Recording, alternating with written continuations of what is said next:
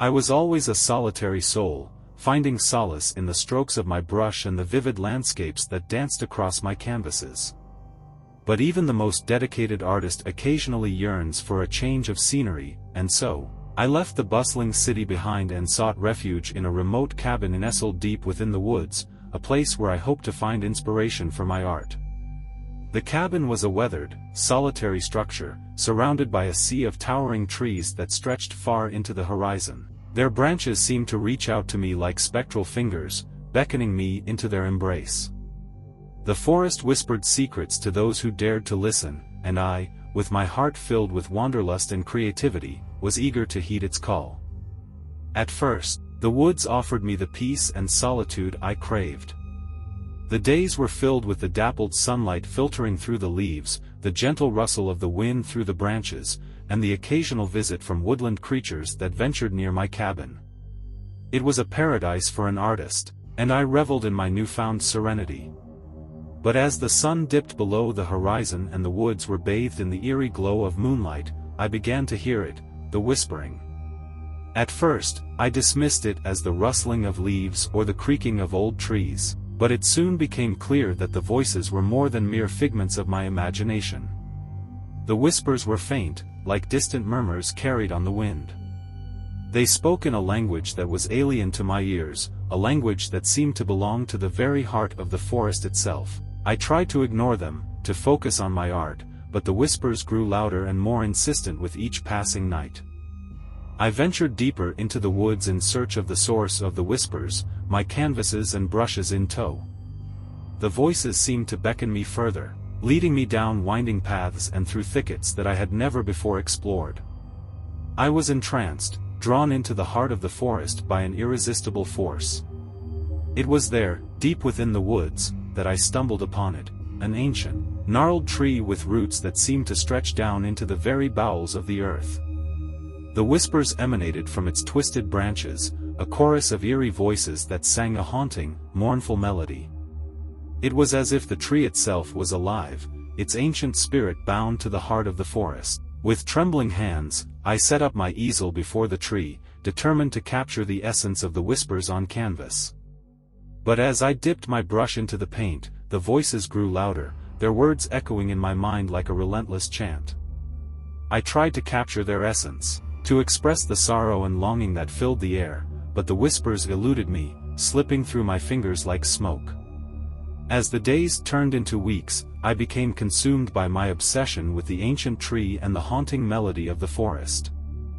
I painted feverishly, my canvases filled with swirling images of twisted branches and spectral faces that seemed to emerge from the very bark of the tree.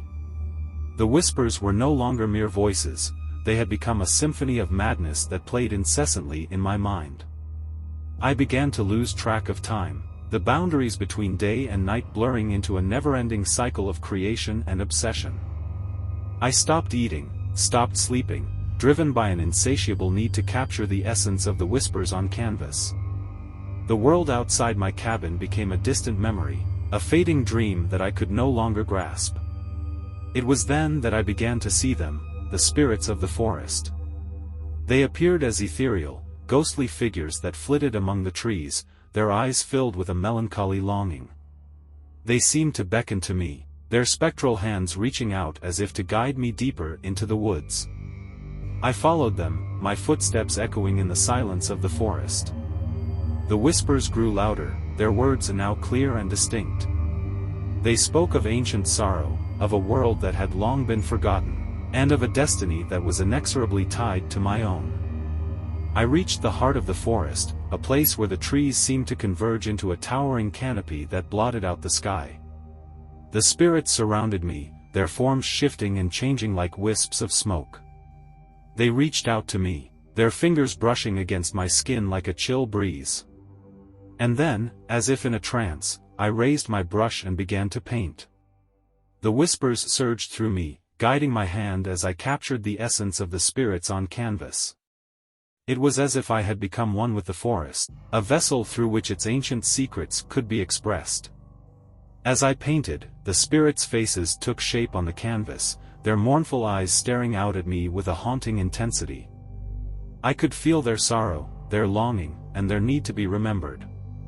It was a revelation, a connection to a world beyond our own that defied all reason. But as the final stroke of my brush fell upon the canvas, a profound sense of emptiness washed over me. The whispers fell silent, their voices fading into the depths of the forest. The spirits vanished, leaving me alone in the heart of the woods. I gazed upon my creation, a portrait of the spirits and their ancient sorrow.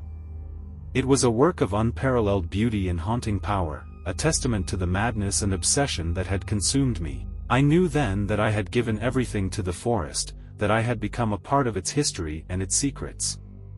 I returned to my cabin, my mind filled with a profound sense of emptiness and loss.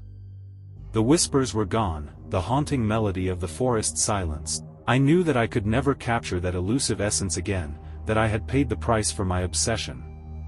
I left the cabin behind, returning to the world outside the woods, but I was forever changed by my encounter with the ancient tree and the spirits of the forest. The whispers still echo in my dreams, a haunting reminder of the descent into madness that had consumed me. And as I look upon the portrait of the spirits, I am filled with a sense of both awe and sorrow, for it is a testament to the beauty and mystery of the natural world and the profound connection that can exist between an artist and their muse.